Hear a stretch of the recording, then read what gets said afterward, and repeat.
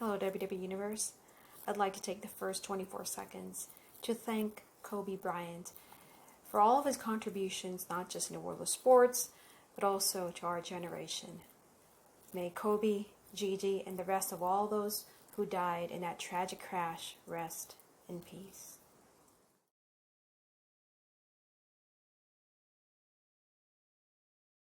What's up, WWE Universe? My name is Rain, and welcome to the Angry WWE Fan, where we're going to talk about predictions, results, storylines, and anything and everything that made you or will make you angry, all because of the WWE. Now, in this episode, we're going to talk about the results of Royal Rumble 2020. Now, if you agree with me or if you disagree with me, please let me know and post your comments down below. So, let's begin with Roman Reigns versus King Corbin in a Falls Count Anywhere match. I personally think that King Corbin should have won this match because it's working so well for him, and actually for Roman Reigns too, that King Corbin is abusing his power as a king. I mean, with the addition of Ziggler and Rude against Roman Reigns, and now that the Usos are back, I think it's a good setup for a six-man tag team match for these guys going into either the next pay-per-view or even all the way to WrestleMania. I think it would have been a good setup if King Corbin ended up losing, and it's going to be the three of them, Corbin, Ziggler, and Rude, versus Roman Reigns and his cousins, the Usos. However, I like the fact that Roman Reigns ended up pinning King Corbin on the Astros dugout. I believe it's the Astros dugout, but it's one of the dugouts at Minute Maid Park in Houston. I thought that was a good touch, being it a Falls Count Anywhere match at a baseball stadium. So it's, a good way to utilize what's there, what's in their environment. And since they're at a baseball stadium, that was a good way to end a match on a dugout. Now let's move on to Bayley versus Lacey Evans for the SmackDown Women's Championship. Now, since I mentioned, the Astros and their baseball stadium, let me just summarize this match between Bayley and Lacey by saying that Bayley won just like how the Astros did at the 2017 World Series. Or I guess I should just say that Bayley cheated against Lacey Evans to retain her SmackDown Women's Championship. I personally thought that this would be the only title change of the night. However, after finding out who won the Women's Royal Rumble, it all made sense to me as to why Bayley had to retain the title. It sucks for Lacey Evans, obviously. I thought since she's getting this babyface push, that she would actually win the SmackDown Women's title. However, I guess it's not her time right now. So maybe in the future we'll see Lacey Evans actually winning the SmackDown Women's Championship. Now, moving on to the Women's Royal Rumble, I am so happy that the Queen, Charlotte Flair, ended up winning. Why? Because I can't think of anyone else who is worthy enough to win the Women's Royal Rumble. I mean, seriously.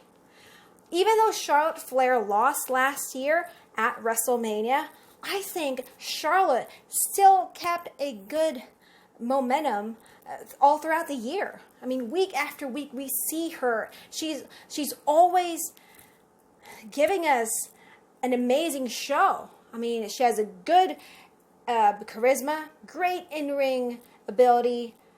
I mean, 110% pure athlete. You can never go wrong with the Queen. And just because Charlotte Flair ended up winning, obviously, she has a chance to challenge either the SmackDown Women's Champion or the Raw Women's Champion at WrestleMania.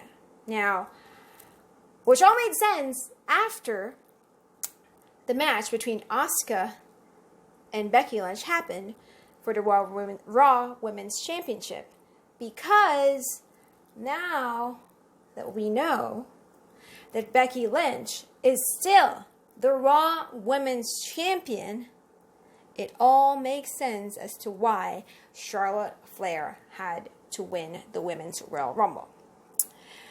So Becky Lynch retained her title against Asuka. I was actually hoping for Asuka to win, since I feel like Becky has held the title for so long that she needs to lose it at some point to someone who is worthy enough for her to lose the title to. And I thought that Asuka was worthy enough for her to lose the title to, since the storyline was Becky has never lost to Asuka. Becky has never won against Asuka. So I thought that would have been a good way to establish this whole, you know what, she is the man, but you know what, the Empress is still better than her. She was never ready for Asuka. But then again, because Charlotte Flair ended up winning the Women's Royal Rumble, like I said, it all makes sense. She has history against Bayley, the SmackDown Women's Champion, and also, who could forget the history between Charlotte Flair and Becky Lynch? So, I have a feeling who Charlotte Flair might pick for her match at WrestleMania. But I hope WWE would make this interesting, because I don't want it to be like, you know, because Charlotte and Becky has a lot of history against each other, that it's just going to be the two of them. So I hope they make this somewhat interesting come this WrestleMania. Now, moving on to the Universal Championship match. It's a strap match between Daniel Bryan and The Fiend Bray Wyatt. I honestly think that Daniel Bryan would not win this one, so I'm happy that The Fiend ended up winning. More so because I think it's a good setup for Daniel Bryan to win at WrestleMania. I thought the match was really interesting because they're somewhat tied to each other. The Fiend can't escape Daniel Bryan, right? So maybe Daniel Bryan will have, you know, a much better chance to win. However, look at what happened to Daniel Bryan. Look at this. Look at the strap marks around his body. That looks so painful, by the way.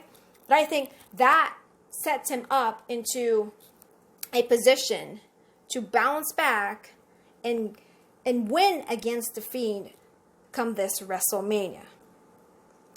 Now, moving on to the men's Royal Rumble match, and if you can tell that I am making this prediction of Daniel Bryan versus Fiend at WrestleMania, well, that's because of who ended up winning the men's Royal Rumble. My pick for the night, which was Drew McIntyre, ended up winning. Amazing. I honestly think that Drew McIntyre would go for Brock Lesnar going into WrestleMania. So, I mean, if you guys can remember how much Drew McIntyre stared at Brock Lesnar during that Royal Rumble match, I thought that was a good sign for us who were hoping that Drew McIntyre would win. But at the same time, it was a good setup for, you know, once Drew McIntyre wins, you know, we can cut this promo of Drew McIntyre, you know, wanting to face Brock Lesnar at WrestleMania. Anyway, I thought it was a good setup for Brock Lesnar to eliminate 13 contenders. I was hoping that will be the case for Drew McIntyre. So that way, once they face each other at WrestleMania, we could have some sort of comparison between how good both of these people are. That, you know, Brock Lesnar ended up eliminating 13 contenders, and then he's facing Drew McIntyre, who also eliminated 13 contenders at the men's Royal Rumble. Obviously, that didn't happen, but I thought that Edge, the rated R superstar coming back at Royal Rumble, was an amazing compromise to me wanting Drew McIntyre to eliminate 13 contenders.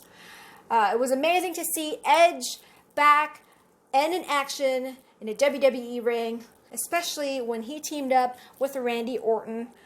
Obviously a rated RKO. That was amazing for me because I watched them a long time ago, and I love them as a tag team. So seeing that moment between Randy Orton and Edge, I thought that was super cool. But anyway, Drew McIntyre winning the men's Royal Rumble match. Congratulations to you, because finally, you get that ticket to WrestleMania. And I can guarantee you, Drew McIntyre will pick Brock Lesnar at WrestleMania.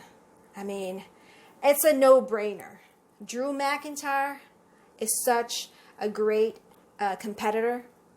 And his character, right now that he's being pushed as a baby face, that is something, or at least a character that you need, that is someone that you need against Brock Lesnar. So, mark my word, guys, Drew McIntyre will pick Brock Lesnar as his champion of choosing to face at the grandest stage of them all, WrestleMania. So, with that being said, you guys let me know what you think. Please feel free to post your comments down below. And if you haven't yet, please feel free to like, share, and subscribe to my videos here on YouTube. And if you are on social media, please do follow me on Instagram at WWE What If or on Twitter at WWE_What If. I love talking wrestling with you guys, so please, let's keep this discussion going. Until then, TTYL, Jabronis.